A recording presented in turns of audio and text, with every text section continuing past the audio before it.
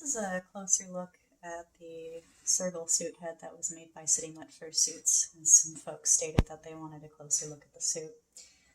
So right now I have it on a personal headstand that I made, and it's made of some foam. If you take a look at the back of the head, it's built on a zipper. This is not the original zipper. I replaced it after the first one broke, and this is a metal zipper instead. So when you open up the back of the head, you can see that there's a balaclava that's built into it. There is no foam at the top of the head or anywhere in the back of the head, which means that it's free-floating, as some people might call it. The fur just kind of hovers there on top and moves around as it wants to. I'm going to take it off of the base real quick.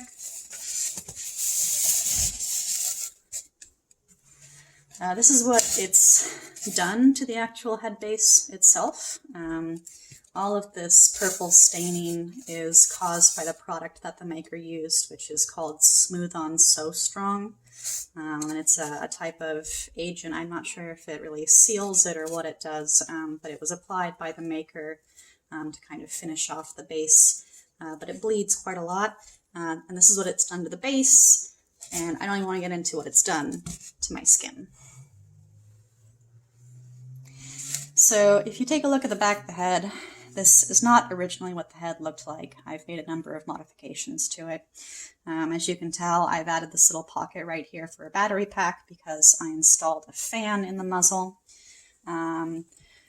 Also this strap right here, I've installed the buckle for it. Before it was just one strip of elastic.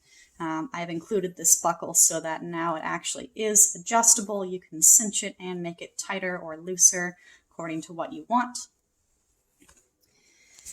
And if you were to go to the inside of the head, you can see the balaclava, and you can see the glue where the balaclava was originally glued here to the base.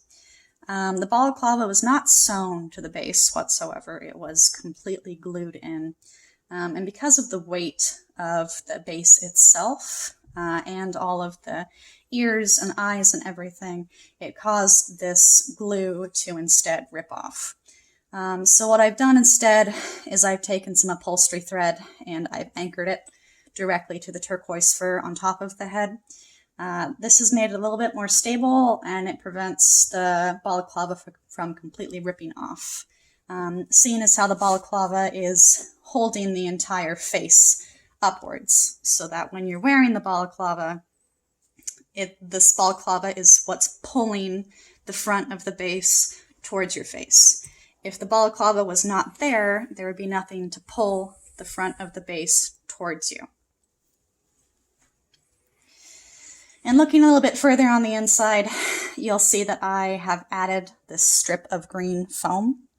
This was not here before, and instead was a bare base. Let's see if I can get a better view of it.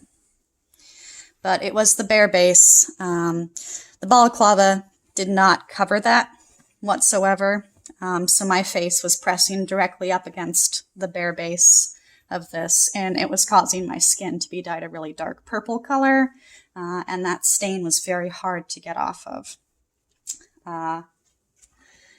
If you look a little bit further, there is no lining or padding aside from what I added. There is a fleece bumper is what the maker called it, which is, let's see if I can pull the jaw towards me. It's right here. This is the only part that's lined in the suit. There is no other fleece on the inside of the head, aside from the tongue, the teeth, and then this little chin rest right here. So everything is pretty much bare base, bare exposed. The balaclava really doesn't do a good job, as you could tell by the staining on this head base here. Supposedly the balaclava is supposed to cover those areas. It does not. And as you can also see, it is machine sewn in some spots, which is nice, although I will note that the machine thread that's used to make this is pretty thin, and it has popped in a number of places already, and I have had to fix it. The rest of the sewing is done with this type of whip stitch right here. I don't know if it's kind of hard to see because it's white against this both white and pink background. This whip stitching is very loose. It's not strong whatsoever. Pulling on it even just a little bit is enough to get the seams to pop.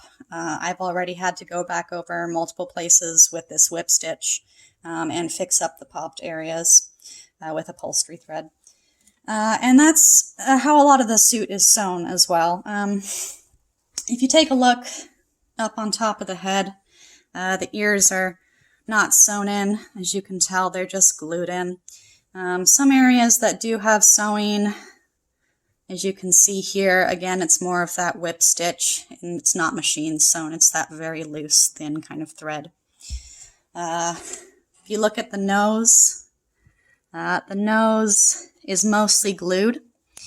You can't see any seams underneath it. Same goes for most of the rest of the head. The eyebrows are glued. As you can tell, looking back here at other spots, all of this is glued and is coming undone. Here's a really big spot right here. You can stick your finger in, see the foam underneath. It's totally peeling up from the base and pulling apart from itself. Same thing for the front of the face. All of the front of the face is glued. It's pulling up in areas right here where you can see the entire base underneath where it was glued, as well as the foam underneath that. And it's not just this side. The other side has it as well. And that's pretty constant across the whole suit. I'd say that, I don't know, anywhere between maybe like 80 to 90% of the suit is glued or is made using that really thin whip stitch that doesn't hold very well. What is machine sewn seems to be pretty decently machine sewn, but most of the suit is just not holding up. You can also tell in other places like here where the glue is clearly peeling up from the base. Here it's even worse. You can actually see the felts and the foam and everything where it's just wanting to completely rip away from the chin area. So all of this is going to have to be redone. But hope that was a more in-depth view. I guess if you wanted to talk about the fur, this purple fur is pretty thin. You can see the backing pretty easy without a lot of force. The pink fur is even worse. I don't have to do really any digging whatsoever at all to see the backing when the suit is worn out in high winds. You can clearly see the backing when the wind blows against the fur.